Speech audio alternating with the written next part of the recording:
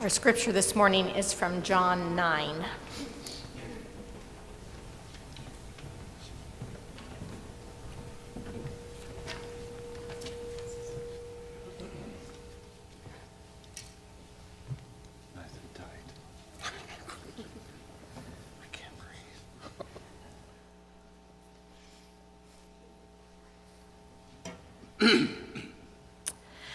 As Jesus was walking along, he saw a man blind from his birth, and the disciples questioned him. Teacher, whose sin caused this man to be born blind? Was it his sin or his parents' sin? His blindness had nothing to do with his sins or his parents' sin. He is blind so that God's power might be seen at work in him. While daylight lasts, we must do the work of the one who sent me. Night is coming when no one can work. While I am in the world, I am the light of the world. Then Jesus spat on the ground and made some mud. He rubbed the mud on the man's eyes and said, Go and wash your face in the pool at Siloam. So the man went and washed his face. When he returned, he could see. Aren't we this man's neighbor? Isn't he the one who used to sit and beg? Yes, I think he's the one. No, that isn't the man. It just looks like him. It's me. I'm the man. Then how were your eyes opened? The man called Jesus. He made some mud, rubbed it on my eyes, and told me to wash my face in the pool at Siloam. So I went, and as soon as I washed, I could see. Where is this man? I don't know. The neighbors took the man to the Pharisees. Now the day that Jesus cured the man of his blindness was a Sabbath day, and the Pharisees asked the man again how he had gained his sight. He put some mud on my eyes, then I washed, and now I can see. The man who did this cannot be from God, for he does not obey the Sabbath law. How could a man who is a sinner perform such miracles as this? The Pharisees could not agree, so they continued to question him. You say he cured you of your blindness? What do you say of him? He is a prophet. The Jewish authorities could not believe that the man had been blind and could now see until they called his parents and asked them, Is this your son? You say that he was born blind? How is it then that he now can see? We know that he is our son, And we know that he was born blind. but we do not know how it is that he is now able to see. Nor do we know who cured him of his blindness. Ask him. He's old enough. Let him speak for himself. His parents said this because they were afraid of the Jewish leaders who had already agreed that anyone believing Jesus was the Messiah should be banned from the synagogue. A second time, they called back the man who had been born blind. Promise before God that you will tell the truth. We know that the man who cured you is a sinner. I do not know if he is a sinner or not. But one thing I do know, once I was blind, and now I can see. What did he do to you? How did he cure you of your blindness? I have already told you, and you would not listen. Why do you want to hear it again? Do you want to be his disciples too? Listen, you sinner, you are the fellow's disciple. We are disciples of Moses. We know that God spoke to Moses. As for this fellow, we don't even know where he comes from. What a strange thing. You do not know where he comes from, but he cured me of blindness. We all know that God does not listen to sinners, but if anyone is a worshiper of God and sees God's will, God listens to them. To open the eyes of someone born blind, that is a thing unheard of since the world began. Unless this man came from God, he would not be able to do this. Who are you to give us lessons? You were born blind and brought up in sin. You can't teach us. Get out of this synagogue. Out! Jesus heard that the blind man had been expelled from the synagogue, and he went to find the man. Do you believe in the Son of Man? Tell me who he is, sir, so that I can believe in him. You have already seen him. He is the one talking to you. I believe, Lord. It is for judgment that I come into the world, that those who do not see may see, and that those who see may become blind. Are you saying we're blind? If you were blind, you would be blameless. But since you claim to have sight, your guilt remains. Good morning. In a former life, in a skinnier life, in a younger and braver life, I was convinced by some folks to go caving. There may have been a girl involved I was trying to impress. I don't remember exactly, or unless we were married at that point, in which case I don't know why in the world I even did this. But we went caving, and to go caving in West Virginia wasn't sort of like the big caverns that you go into, that you walk into, and they have a well-lit path, and they have a little walking path, and they have anywhere you want to go with brochures, right? This was a cave in which the information we were given was a number, a cave number, and a rescue number to call. That we tell people at home, if you don't hear from us in 2 hours, call this rescue number. This is all true. Call this rescue number in West Virginia, tell them the cave number, and they'll come and get you, right? That's how we did it. So we got helmets, we got our headlamps, we drove out along the highway and found this place to pull off, and were given sort of word of mouth, and we were given a hand-drawn piece of paper that was the internal map of the cave. That's how we knew how to get around. So we walk up to someone's leading us around that has done this before, I guess, and we walk around down in this little culvert, and we're down in there trying to figure out where to go, and Aaron says, well, it's right in there. And I see this hole that's about this big, right? I go, seriously? Yeah, it's right in there. So all 3 or 4 of us, I remember there, one by one, get on our bellies and scoot our way and crawl into this cave that ends up being just a few little tunnels that is not enough for me to stand up in, clearly, that I had to crawl through, and there were parts where, there was like this drop off, and the walls were about this far apart, so I kind of did one of these like scooting along the wall things, hovering above the little creek that was down below. And we get around to this part where there's a little bit of a room, more of a traditional cave idea of this little room, and we say, oh, okay, this would be a great time to turn off the lights and just see, how dark it really is. So we're sitting there, we all turn off our headlamps, and for the first second or two, it's like, oh, this is really cool, and so we all do the maniacal laugh, like, mwah, ha, ha, ha, just so we can hear it echo and not see anything. And it was shocking to me how quickly I needed that light back on. I thought this would be really cool. It was like maybe 3 seconds after we were done doing our maniacal evil laughs that I had to have that light back on.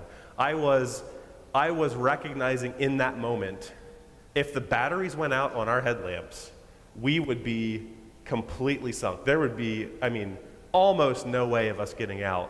And we'd have to wait for, my mom or whoever had the phone number back in town to call for rescue. The lights came back on. We worked our way out. My heart was racing a little bit, but I got sort of this sense of utter need and reliance on others, those others that made sure that our headlamps and our helmets were in good condition, that went in the cave before us and actually sketched out the map so that we knew where we were going. And I got a little bit of a sense of what blindness is really like. Not that I would ever claim to really know what that's like. But for our story this morning, Jesus opens the eyes of a man who was blind, and he declares, "I am the light of the world." A man who's blind from birth, who's spent his entire life fully aware of his blindness, of his need for other people, of his reliance for other people. This man is made new. He's given sight. And as a result, the religious Isaiah leaders are 61 to baffled, 6. and they can't figure out what's I'm going reading from the on, New- and they start to stumble around in the dark. They can't really see this sign that's in front of them. Now, Jesus sums up the whole point of the story right near the end when he says, "I have come so that those who cannot see may see, and those who see may become blind." It sounds a little harsh, but here's what I think Jesus is saying. Those who are blind know they need help. They know they need something. They know they need Jesus. They're fully aware they can't see, and so they're ready. They're waiting for Jesus' healing and Jesus' renewal. Those who can see or claim that they can see, they think they have it all figured out, and really they are unable or perhaps unwilling to recognize or admit that they do need Jesus as well. See, the Pharisees, the leaders, even the disciples, they're concerned about sin. They want to know who sinned. They want to peg the right people as sinners. They want to get it all right and make sure that those who sinned will pay, and they know that they're sinners. Who sinned and caused him to be blind? How could a sinner do this miracle? We know this man is a sinner. How dare you lecture us? You were born in sin from head to toe.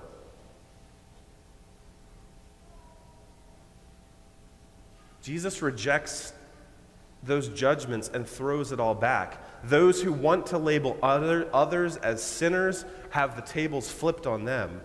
The one who was blind was sinless. Those who claimed to see and know it all, their sins remained. Nobody wants to be blind, though, right? It's a state of weakness. It's a state of dependence.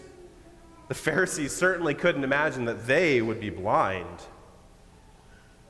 But this is the nature of the upside-down kingdom that Jesus proclaims. Remember who's blessed in the kingdom? The poor, the meek, those who mourn, those who are persecuted. The reality is that we all need Jesus. We all need some measure of healing, of restoration, of renewal. And that's exactly what Jesus has come for. The scriptures are fulfilled in Jesus. So he reads from Isaiah at the beginning of his ministry, "The Spirit of the Lord is upon me because he has anointed me to bring good news to the poor. He has sent me to proclaim release to the captives and recovery of sight to the blind, to let the oppressed go free, to proclaim the year of the Lord's favor." So the question for each of us today, I think, is, how do you need Jesus? What needs renewal? What needs healing in your life? Because Jesus wants to heal, he wants to renew, but if we think we have it all under control and refuse to recognize our need, we've essentially told Jesus we don't need him. Let's not make the same mistake as the Pharisees. It's really easy to ignore our faults, or if you're like me, to recognize them and assume that you can take them all under control, you can figure it out yourself. Right? But most of us know that getting rid of addictions, bitterness, pride, whatever it is, the list goes on, is virtually impossible by oneself. Jesus' sign is God's work of renewal. Jesus' sign from this morning is God's work of renewal, but it does us no good if we remain blind to our need for healing.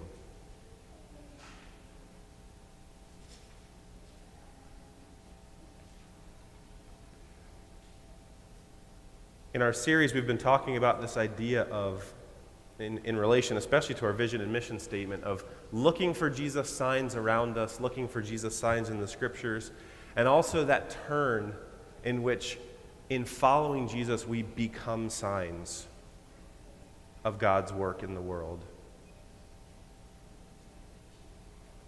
So part 2 of this message is that we need to recognize God's renewal and healing today all around us and participate in it. We need to see and be the signs of God's work.